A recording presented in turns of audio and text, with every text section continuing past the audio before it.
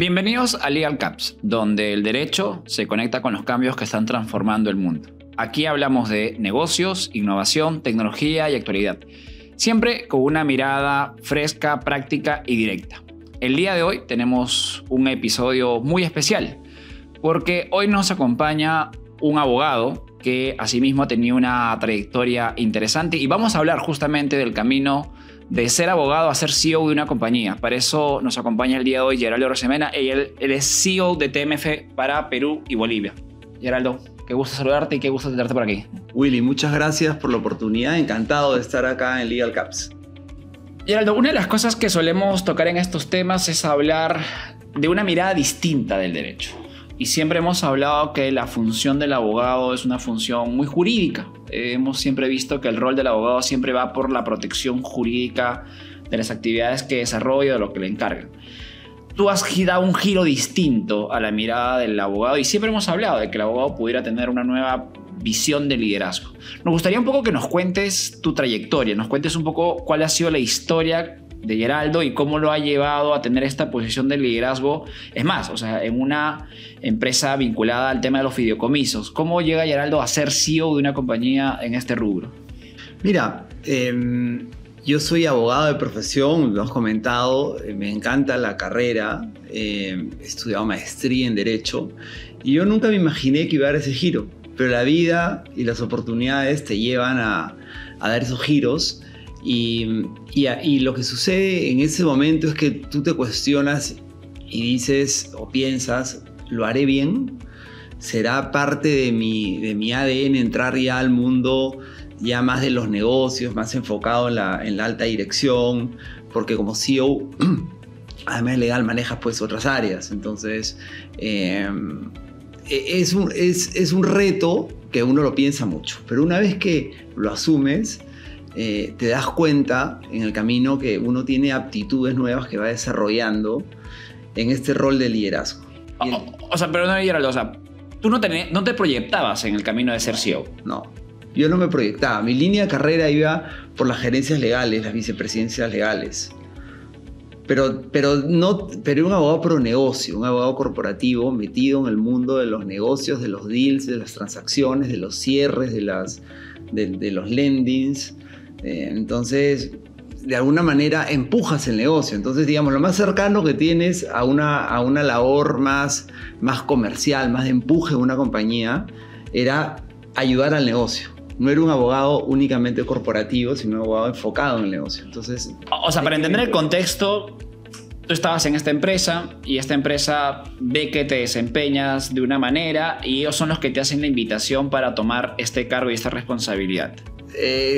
Algo así con una precisión, que esta compañía en la que yo trabajaba decidió salir de operaciones. Entonces el nuevo accionista que compra la compañía está armando equipo y se encontró conmigo, me vio alguna cualidad. Ya, ahí quiero saber, la pregunta entonces es, ¿qué cualidad crees que vio de ti este accionista para hacerte esa invitación? ¿Qué crees que hiciste tú para que tu camino girara de lo legal a dirigir esta nueva compañía, entiendo? Lo primero es que la persona que salía de la operación me dijo, oye, vienen estos de visita, prepárales una agenda con varios clientes y llévalos a hacer un roadshow con clientes. Entonces, en las reuniones vieron mi desempeño y mi cercanía y mi empatía con los clientes. Yo creo que ese fue un punto importante. Y ahí tomaron la decisión de darme el encargo, ¿no? Dijeron, este tipo sí conecta con los clientes, que es importante, queremos crecer comercialmente. Y fue como el primer bastión, ¿no? La primera batalla. O sea, porque entonces ya hablamos de algo interesante que quiero tocar ahora también, es el tema de las competencias que debe tener un CEO siendo abogado. Pero ya tú tocaste dos cosas que has dicho al inicio. Uno, visión de negocio, porque tú me decías eras un abogado que no solamente era de protección jurídica, sino también era pro negocio, que era, digamos, es un factor.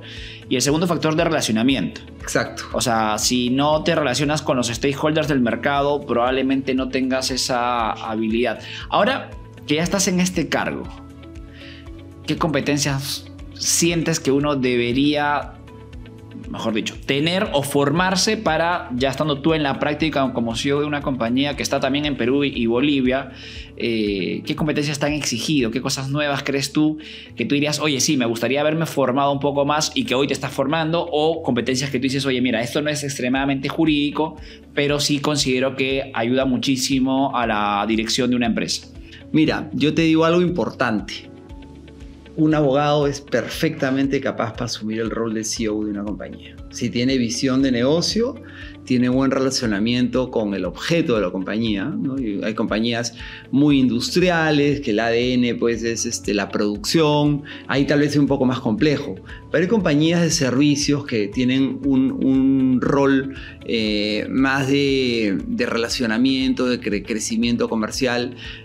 Ahí yo creo que el abogado es perfectamente capaz de poder añadir valor. Obviamente el abogado tiene algunos talones de Aquiles, no es un experto en finanzas, ¿no? Básicamente finanzas es la parte dura, ¿no? que el abogado le cuesta, ¿no? Pero uno lo aprende en el camino. Y te voy a decir otra cosa interesante. Si tú quieres quebrar una compañía, pon como CEO a un duro financiero, la quiebras. Porque el duro financiero solamente va a mirar costos y no sale de eso. Yo no quiero decir que haya indisciplina financiera en una compañía. Lo que pasa es que uno tiene que arriesgar un poco, ¿no? Y tiene que invertir y tiene que hacer ciertas cosas y uno tiene que tener esa capacidad. Pero sin dejar de lado las finanzas. Sí, no, totalmente. Pero si tú pones a un duro, estricto financiero que no tenga las otras competencias, quiebras la compañía o no la haces crecer. Ok, entonces vamos a aunar a la parte de visión de negocio, capacidad de relacionamiento, el tema de el nivel de riesgo, porque es algo muy, digamos, no vinculado a nuestra profesión, el interés al riesgo, esta sensación o esta capacidad de riesgo, porque en jurídico usualmente los abogados siempre vamos a ir por lo seguro, o sea, por la recomendación, y es una crítica que siempre se hace al abogado, ¿no? El abogado quiere ir y te va a decir depende, no te va a decir realmente el nivel de riesgo.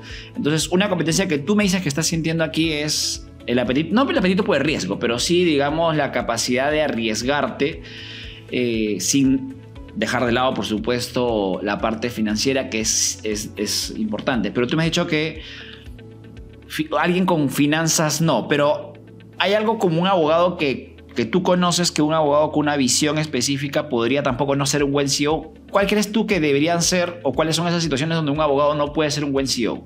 Si el abogado tiene mucha visión de negocio, pero tiene poco pragmatismo para resolver problemas internos en la compañía y tiene muy poco orden, no puede ser CEO, porque va a ser un CEO descontrolado. El CEO tiene que tener un control sobre las personas. Tiene que ser, así como tienes empatía con los clientes, tiene que tener empatía con las personas, preocuparse por su gente, ordenado en la parte financiera. No puedes gastar más de lo que tú produces. Entonces, sí hay una serie de cosas que uno necesita en el tablero de ajedrez de un CEO tener bien claras, ¿ya?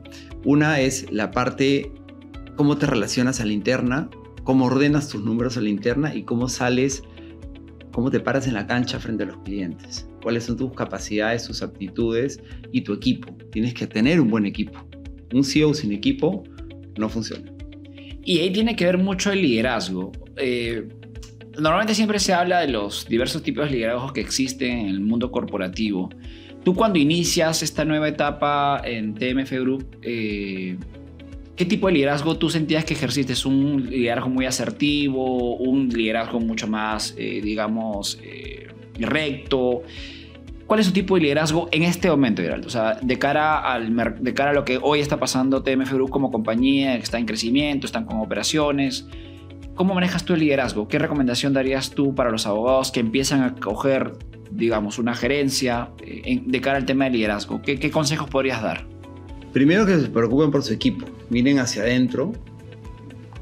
Tengan un equipo armado para poder salir al mercado a ofrecer lo mejor y añadir valor. Perdón, Edison, ¿dónde quiero esto? ¿Qué significa preocuparse por el equipo? Porque es una recomendación que sí lo tomo, pero con cómo lo trasladamos en acciones prácticas para que las personas lo puedan ejecutar. Tener a las personas indicadas en los cargos.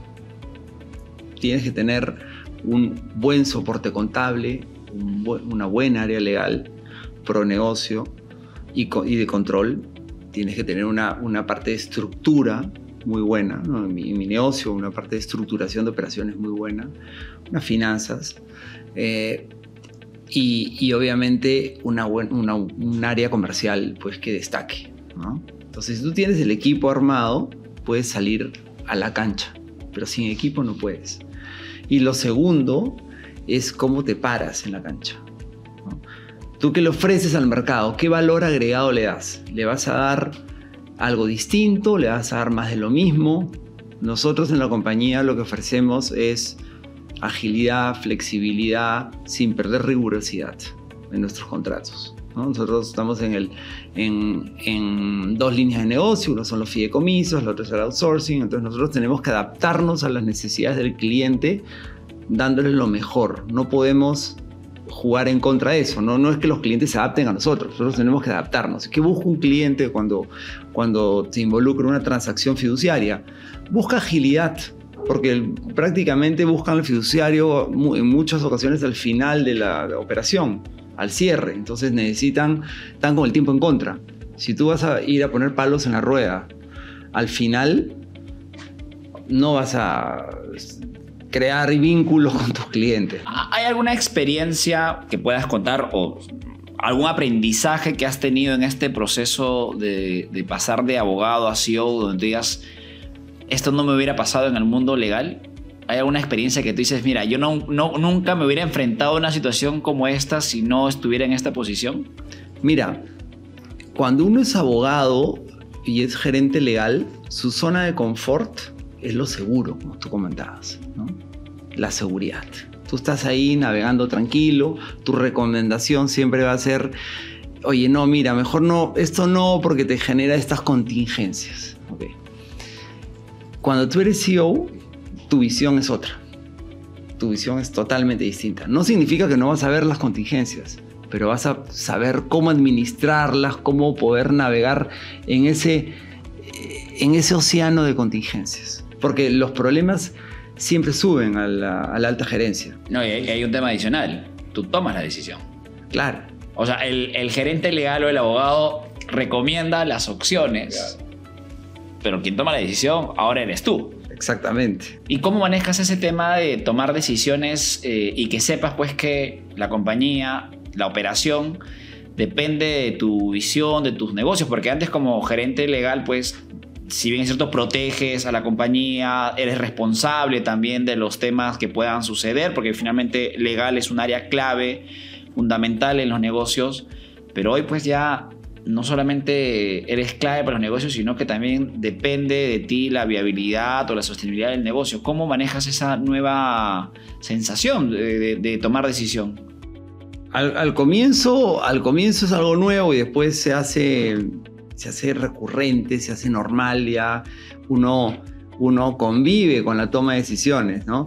Y un ex jefe mío muy inteligente me decía, mira, cuando tú analizas, yo aprendí eso, mira, cuando tú analizas un problema, una situación complicada, tú tienes 2 o 3 caminos. Generalmente te quedas en 2 caminos y eliges uno. Bueno, ese es el camino que tienes que recorrer. No significa que no puedas enmendarlo, pero tienes que estar seguro de la elección. Por esa intuición que tú tuviste, has elegido ese camino, ese proceso. Y hay algo que voy a introducir, y algo que también es algo de tu perfil que nos gusta mucho, al menos a los que estamos en el mercado, es ese vínculo con el deporte. Es algo distinto que vamos a tocar ahora porque siempre hemos hablado de la importancia de la formación jurídica, de la especialización en el derecho. Pero ya desde hace mucho tiempo en el mundo corporativo se habla de la importancia de vincular un buen perfil profesional con el deporte. Tú eres triatleta, ¿hace qué tiempo? 10 años. Ya, tú ya has competido, haces triatlón, o sea, ya has participado en varios medios Ironmans y has trabajado, has competido en varias competencias federadas. Primero partimos, ¿cómo nace? O sea, porque me dices que fue hace 10 años, entonces no siempre te has dedicado al triatlón. ¿Cómo haces ese vínculo del deporte en tu vida? Empezó por curiosidad pura, porque yo corría Y en algún momento dije, si yo corro todos los días me voy a moler las rodillas. Me gustaba nadar, empecé a nadar, al comienzo sin estilo, me pulieron el estilo, y de ahí me encontraba con amigos que eran triatletas, y solo había que agregar una disciplina más, y yo tenía 2. Entonces, de pura curiosidad, dije, hay que nadar en el mar, a mí me gusta el mar. Y empecé así, como naturalmente. Como un hobby, como algo que pasó como una mera situación que viste por ahí y dijiste, ok, me meto. ¿Cómo sientes que el deporte impacta en la producción? Y tú has estado en las 2 fases, como abogado y ahora como CEO. Me gustaría en tu etapa, cuando comenzaste esto, eras gerente legal todavía de compañía, eras abogado, ejerciendo propiamente dicho. ¿Cómo sientes que el deporte puede ayudar a un abogado? Mira, de 2 formas. La primera es que el deporte libera una sustancia en el cuerpo que son las endorfinas. Entonces las endorfinas te hacen sentir con cierta tranquilidad. Entonces, cuando tú tienes problemas y tienes estrés, la mejor manera de cortar ese estrés es en el deporte, ¿no? Porque te da una cierta tranquilidad para la toma de decisiones. El segundo factor, y enfocado en la triatlón, que la triatlón es un deporte de intensidad, pero es un deporte de muchos problemas que se te pueden enfrentar en una carrera. Desde que te olvidaste, como me pasó el domingo, las plantillas de mis zapatillas de correr, y yo no sabía qué hacer, si corría o no corría, y me ingenié para conseguir unas plantillas. Desde ese tipo de cosas hasta momentos en la carrera en los cuales dices, sigo, no sigo, me lesiono, no me lesiono, qué hago acá, mis tiempos. O sea, hay una estrategia además de carrera, ¿no? Son 3 disciplinas en un solo deporte. Entonces hay una estrategia. Entonces, la gerencia general es un deporte de estrategia. Para empezar, tú tienes que ser estratégico. Y en segundo lugar, tienes que poder adaptarte a los cambios. En la carrera vienen cambios, ¿no? No tú empiezas la triatlón y después de 4 horas y pico eres otra persona. Entonces, estás enfrentando un cambio. Y ese cambio lo enfrentas en el día a día en una gerencia. ¿Tú sientes que hay una vinculación de productividad, eficiencia con relación al deporte? Totalmente. Un deportista va a ser más productivo, más ordenado. O sea, ordenado sí, productivo, ahí quiero llegar porque, no, son de broma por si acaso, ¿eh? Porque siempre hablan pues que como nosotros nos levantamos 4:30 de la mañana, terminamos pues queriendo dormir a las 9, entonces dicen que somos menos productivos. Pero bueno, o sea, de cara evidentemente a la disciplina es un factor que este tipo de actividades te genera. ¿Y eso por qué crees que una persona, y esto básicamente es como para contrarrestar justamente la opinión de algunos que dicen que no necesitas hacer deporte para poder mantener eficiencia y productividad, pero tú crees que realmente el que hace un deporte, sea cual sea, o sea, en el caso tuyo tú haces triatlón, pero sea el que sea, ¿crees que tiene un factor de competitividad, de ventaja competitiva en el mercado? Totalmente. Una persona que es deportista, está bien de salud, va a poder tomar mejores decisiones, va a poder ser más empático con su equipo, va a tener mejor genio. Todo eso suma. Acá no se trata de un tema, obviamente hay horas de trabajo que uno está resolviendo problemas y todo. La IA también nos ha puesto un reto, nos ha alivianado ciertos tiempos, ¿no? Pero el deporte te da esa adrenalina también de querer hacer más, ir por más, conquistar nuevos retos, crecer, ¿no? Como esa energía que uno va subiendo en la carrera, ¿no? ¿Y tú sientes que en tu equipo hay alguien que... Porque hace poco fue una competencia y una de mis compañeras con las que competía acá de Perú, su jefe era triatleta y su jefe le invitó a ella a hacer... Es más, la compañía le pagaba la competencia. Yo ya quisiera tener... Sí, no, y no solamente a ella, sino a otro compañero también de Perú. Les pagó el viaje, les pagó la competencia, o sea... Ese es un gran jefe, sabio. Porque justamente él, como ha vivido ese tema, también pues sabe lo importante que es que sus colaboradores hagan deporte. ¿Cómo crees que el líder, ya en tu posición de líder, puede motivar a que los trabajadores o a que sus equipos puedan también dar ese paso a la disciplina, dar ese paso al deporte? Yo creo que mucho coaching, consejo al equipo, ¿no? De explicarle las virtudes, las ventajas, inscribirlos en una carrera, no es mala idea. Sí, yo creo que podría ser interesante, o sea, sobre todo porque más aún cuando hay estas ventajas o estas, digamos, estos resultados positivos en la productividad y la eficiencia, yo creo que sí es bueno que las empresas y los líderes puedan tomar al deporte como un incentivo positivo, pero claro, tiene que haber incentivos reales, ¿no? Obligarlos a hacer algo que a la gente tampoco no le gusta en un primer momento tampoco no es positivo, pero la idea es cómo llevas a tu equipo a que puedan tener estos hábitos de vida, porque hay una frase que decía Shark Tank que siempre, digamos, siempre lo escucho, pues yo soy malo con los nombres, que decía que es difícil que alguien que haga deporte no coma sano, no cuide su cuerpo, y eso ya de por sí le da un diferencial con el nivel de estrés que existe hoy en general en la sociedad, ¿no? Totalmente, y eso lo ves con los años. Si tú ves una persona de 70 años, un triatleta, parece 50. Si tú ves una persona sedentaria de 70, este tipo ya está jubilado en la compañía. Ya se le ve muerto prácticamente, o sea, está de salida. La gente no envejece por el tiempo, sino envejece por no moverse. Claro, si no, mira tu Garmin y pregúntale tu edad. Qué bueno, que sí es una identificación en todos los que hacen deporte. Geraldo, en este proceso, digamos, en este podcast nos escuchan desde estudiantes, abogados y también personas que ya están en una carrera. Geraldo, en esta época de su vida, ¿qué consejo le podría dar a las personas, en principio, que están en búsqueda de saber hacia dónde deben apuntar como profesión, como profesional? No en la especialidad, sino es cuáles son esos principios que Geraldo le diría a un profesional: oye, toma esto como base para poder llevar a tener una carrera de éxito, porque valga la verdad, o sea, ser CEO de una compañía no es poca cosa, es un camino que, digamos, te ha tocado llevar a partir de los resultados que tú has generado. ¿Qué serían esos consejos que tú podrías brindar a las personas que están en este momento buscando justamente tener principios y pilares para lograr una carrera exitosa? Creo que el principal consejo es que descubran ellos sus capacidades y potencialidades, sus talentos. No se pongan barreras al frente. No crean: yo no funciono para esto, yo no soy bueno para aquello. Ese es un mito que está en la cabeza de uno. Esos límites o autolímites se los impone a uno. Si uno quiere descubrirse que él puede transitar amigo de las finanzas, léese un libro, Fundamentos de las Finanzas. Hay libros muy básicos que te dan los fundamentos.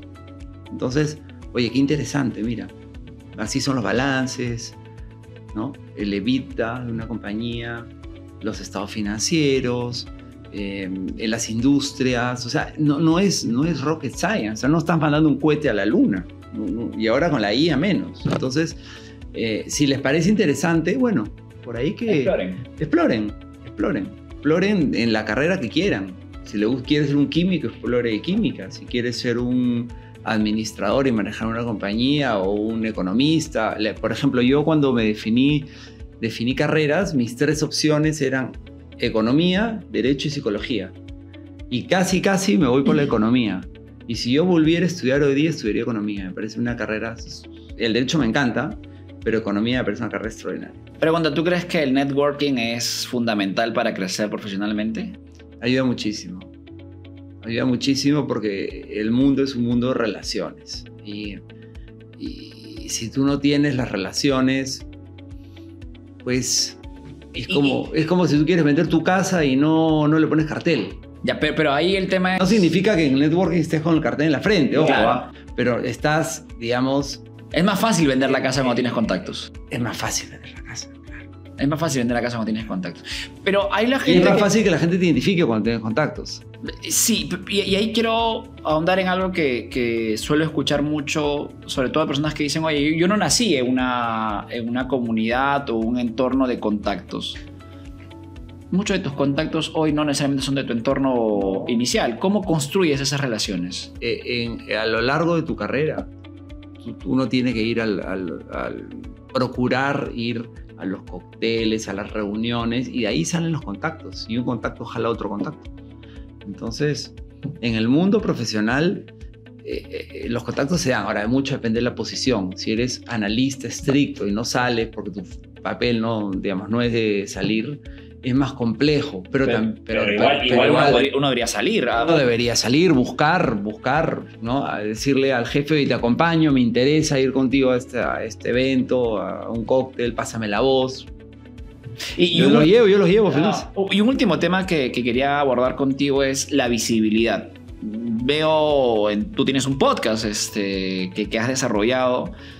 ¿Por qué diste ese paso de visibilidad? ¿Por qué tú desarrollas contenido o haces, digamos, ese tipo de contenido? ¿Qué te llevó o cuál fue la estrategia que había detrás de esta acción que están tomando o que han hecho ustedes? Mira, el primer paso fue dar a conocer el producto de la fiducia y empezó esto, el fideicomiso, y empezó esto con unos videos cortos explicativos de los tipos de fideicomiso. Así empezó. De ahí fuimos al next level, como cuando juegas un juego, eres un adolescente y quieres ir al next level. Entonces dijimos, ¿y cuál es el siguiente paso? ¿Por qué no hacemos un video podcast mejor? Y empezamos ya a entrevistar a ciertos personajes de diferentes industrias. Tú te has entrevistado CEOs de los principales bancos. Es bastante... Y así entonces empezamos, ¿no? Y llegamos a ese level. Entonces...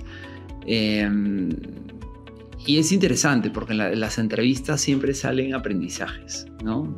¿Y esto cómo ha repercutido en el posicionamiento de la compañía? ¿Tú recomiendas que las personas también den ese viraje a crear contenido? Porque hoy se habla muchas veces que ya no son marcas corporativas, sino marcas personales que salen potenciando la marca corporativa. Sí. ¿Tú has sentido eso? Yo he sentido eso y me da mucho orgullo y además siento que aporto valor porque, mira, si bien los fideicomisos en el Perú tienen 20 años, son desconocidos por muchas personas, ¿no? Muchos empresarios no saben lo que es un fideicomiso. Tú le hablas y están perdidos. Te hablo de empresarios y CEOs de compañías importantes, ¿no? Entonces, cuando tú democratizas, o más que democratizas, das a conocer esto, la gente entiende que es un producto bien versátil, que se puede usar para muchas cosas y es interesante. Es interesante desde ese punto de vista. ¿Crees que esta acción les ha generado mayor visibilidad en cuanto al producto? En producto y posicionamiento de la marca, ¿no? De TMF. Te adelantaste una pregunta que te iba a decir, si no eras abogado, ¿qué ibas a estudiar? Economía, dices tú. Después de varios años si me preguntas hoy día, yo estudiaría economía. Sí. ¿Te gustaría dedicarte solamente al deporte? No. Me gusta el deporte, pero siento que el deporte es una faceta más de tu vida y uno tiene que desarrollarse en otras actividades. Yo no quiero jubilarme joven a diferencia de algunos amigos. Yo quiero seguir trabajando toda mi vida. Me encanta el trabajo. Qué bueno. Bueno, hemos tenido el día de hoy una conversación bastante distinta a la que hemos venido teniendo, sobre todo porque hemos podido conversar con Geraldo Arosemena, abogado y hoy CEO de una empresa líder en fideicomisos, con presencia aquí en Latinoamérica, en Perú y Bolivia. En mi cargo, pero tenemos presencia en todo el mundo. Y como hemos podido ver la importancia de poder trabajar ciertas competencias que son relevantes para el mundo de los negocios, el relacionamiento, la capacidad de poder ver los negocios, el liderazgo y sobre todo también hemos podido ver de que para un buen profesional es bueno también asociar su vida al deporte. Muchísimas gracias, Geraldo, por acompañarnos en esta edición. No sé si nos quieres brindar algunas palabras de cierre para poder acabar este capítulo. No, muchas gracias Willy y a Legal Caps y la verdad que es muy interesante conversar contigo. Bueno, lo disfruté mucho. Ha sido un episodio más de Legal Caps. Nos vemos en una próxima edición.